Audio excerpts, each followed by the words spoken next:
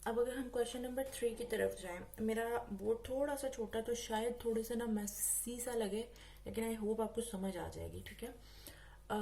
मैं ये करती हूँ, UPS prides it self on behalf, बल्कि मैं मोस्ट प्रोबेबली ना इसकी आपको वो भी दे दूंगी, सोल्यूशन अपलोड भी कर दूंगी अगर आपको यहाँ पे क्लियर नहीं नजर आता तो। लेकिन ये है कि समझने के लिए मैं अभी इसके ऊपर बोर्ड के ऊपर इसको यूज करूंगी। UPS prides itself on having up-to-date information on the processing and current location of each shipped item. To do this, UPS relies on a company worldwide information system. Shipped items are the heart of the UPS product tracking information system. Shipped items can be characterized by item number, weight, dimensions, insurance, amount, destination and final delivery route. मैं यहाँ पे stop कर रही हूँ ताकि मैं अपनी साथ साथ जो एंटिटीज है ना वो लिखती जाऊँ। तो सबसे पहले मेरे पास आ रहा है शिफ्ट आइटम्स। ठीक है। तो मैं क्या करती हूँ, आइटम के नाम से एक तो अपना वो बनाती हूँ ना एंटिटी। ठीक है। उसके बाद मैं उसके एट्रीब्यूट्स इसमें डाल देती हूँ। क्या क्या है, एक मेरे पास है उसका नंबर, यूनिक नंबर है, नंबर ही लिख लेती हूँ मैं सिर्फ नंबर। और ये हो गई मेरी प्राइमरी की। ठीक हो गया। ये यहाँ पे मैंने इसको अटैच कर दिया, ये हो गई मेरी प्राइमरी की नंबर। उसके बाद वेट, डायमेंशन, इंश्योरेंस, वेट। उसके बाद है जी डायमेंशन,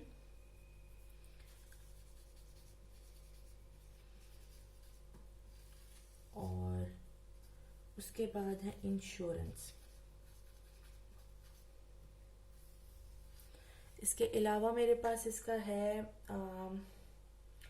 इंश्योरेंस, डेस्टिनेशन, और डेस्टिनेशन भी है, और फाइनल डिलीवरी डेट भी है। ठीक है। डिलीवरी डेट और डेस्टिनेशन,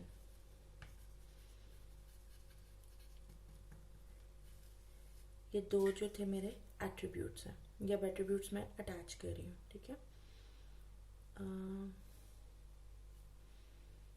ये ठीक हो गया। ये मेरे आइटम के जो थे, मेरा जो एंटिटी थी वो कंप्लीट हो गई है विद एट्रीब्यूट्स। इसके बाद शिफ्ट आइटम्स आगे मैं पढ़ रही हूँ। Shift items are received into the UPS system at a single retail centre. ठीक है। Retail centres are characterised by their type, unique ID and address. अब यहाँ पे दूसरी चीज क्या आ रही है मेरे पास, वो आ रही है रिटेल सेंटर, भी लिख लो चाहे, सेंटर, रिटेल सेंटर है मेरे पास दूसरी जो मेरा एंटिटी आ रही है। ठीक है। और इसके जो एट्रीब्यूट्स हैं वो क्या है बेटा, वो हैं जी, एक तो है टाइप है उसकी, दूसरी उसके जो है आईडी है, और यहाँ पे भी प्राइमरी की जो है वो इसकी आईडी है। ऊपर नंबर था, यहाँ पे आईडी है, और इसके अलावा इसका एड्रेस है। ठीक है। ये हो गए रिटेल के करेक्टरिस्टिक्स, या उसकी उसके हो गए वो एट्रीब्यूट्स। ठीक हो गया।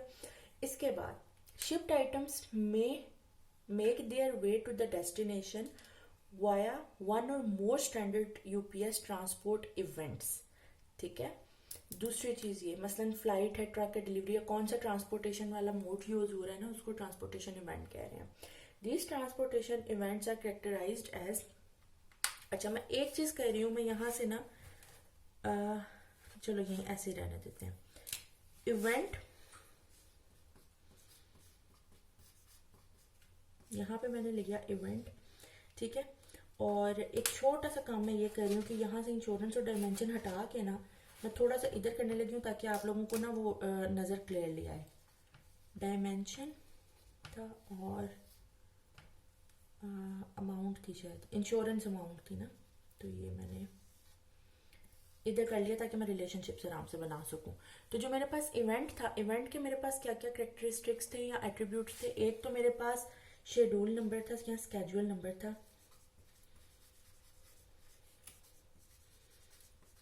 और यहाँ पे इसकी ये प्राइमरी की होगी क्योंकि यही यूनिक है। ठीक है। उसके अलावा मेरे पास क्या है, उसकी टाइप है, और थर्ड उसका डिलीवरी रूट है। टाइप और डिलीवरी रूट,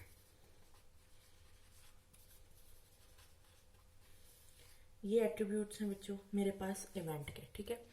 अब आगे जो इन्होंने रिलेशनशिप्स बताया मैं, अभी मैं क्योंकि डीनॉर्मलाइज डीआरडी बना रही हूँ तो ऑब्वियसली मैं उसको सॉल्व नहीं करूंगी, उसके बगैर बनाऊंगी। सबसे पहले तो जो ये ऊपर इन्होंने लिखा हुआ था, ये मतलब एक जो उन्होंने चीज लिखी हुई है ना, वो ये लिखा हुआ है कि shift items are received into the UPS system, यानी कि ये जो आइटम है ये रिसीव होते हैं यूपीएस सिस्टम में into a single retail centre, यानी कि रिटेल सेंटर एक ही होगा, आइटम्स मल्टीपल होंगे लेकिन रिटेल सेंटर एक ही होगा जिधर वो मतलब रिसीव हो रहे हैं। ठीक है, तो आइटम्स आर रिसीव्ड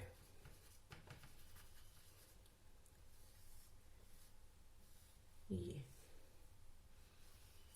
एक तो ये हो गया। ठीक है, एक आइटम मैक्सिमम कितने में हो रहा है रिसीव, 1 में, और मिनिमम कितने में, 1 में हो रहा है रिसीव, जबकि रिटेल सेंटर मैक्सिमम कितनी आइटम्स कह रहे हैं रिसीव, मैनी, और मिनिमम कितने कह रहे हैं, 1।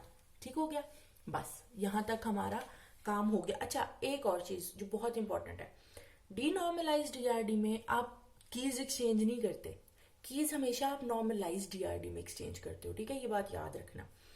दूसरा हमारे पास ये था पॉइंट कि शिफ्ट आइटम्स जो है ना वो डिफरेंट इवेंट से आ सकते हैं। ठीक है, डिफरेंट इवेंट से शिफ्ट आइटम आ सकते हैं, और शिफ्ट आइटम जो उनसे हमारे पास इवेंट्स थे वो भी मल्टीपल आइटम्स लेके आ सकते हैं, यानी कि आइटम, इसको मैं ये कह सकती हूँ, ट्रांसपोर्टेड कह सकती हूँ, आइटम्स आर ट्रांसपोर्टेड। ठीक है, ये तो ये इस तरह से होगा कि एक आइटम मल्टीपल रूट से आ सकता है मैक्सिमम, और मिनिमम भी 1 से आ सकता है, और एक इवेंट मैक्सिमम आइटम्स लेके आ सकता है और मिनिमम कितने लेके आ सकता है, 1। तो ये कौन सा रिलेशनशिप बना हमारा, ये हमारा रिलेशनशिप बना मैनी टू मैनी का। ठीक है, अब यहाँ पे देखिए मैंने कोई जंक्शन टेबल नहीं बनाया, मैंने कोई प्राइमरी की दूसरी साइड पे फॉरेन की के तौर पे नहीं यूज की। ये जो मेरी ईआरडी है, ये मेरी ईआरडी है जी डीनॉर्मलाइज्ड ईआरडी। ठीक है, ये हो गई मेरी डीनॉर्मलाइज्ड ईआरडी। यहां तक मेरा ख्याल आपको कोई कंफ्यूजन नहीं होनी चाहिए, अगर होती है तो ऑब्वियसली आप मुझसे पूछ सकते हैं। इसके बाद अब मैं बनाने लगी हूँ यही वाली ईआरडी को नॉर्मलाइज्ड ईआरडी करके। मैं पूरा मिटाऊंगी क्योंकि ये जरा बड़ी है, तो मुझे एक और, क्योंकि मैंने एक जंक्शन टेबल ऐड करना है, यहाँ जगह कम है, तो मैं दोबारा से बनाने लगी हूँ। अच्छा,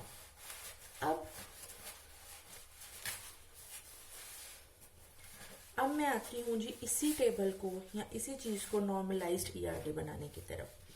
दोबारा से सबसे पहले मैं क्या करूंगी, सबसे पहले तो मैं अपना आइटम लूंगी यहाँ। ठीक हो गया, आइटम लिया, उसके मैंने जितने एट्रीब्यूट्स थे वो मैं लिखना शुरू करती हूँ। फॉर एग्जांपल मैं सबसे पहले उसका नंबर लिखती हूँ।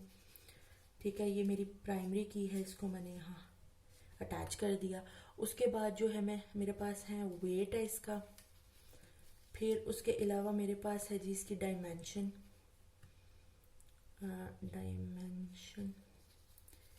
इसके अलावा मेरे पास इसकी है अमाउंट।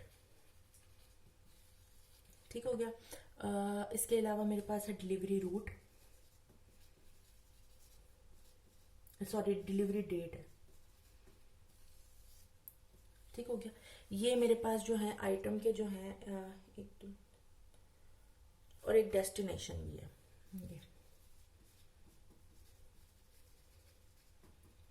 ये मेरे पास एट्रीब्यूट्स हो गए सारे किसके, कंप्लीट आइटम के। ठीक हो गया, इसके बाद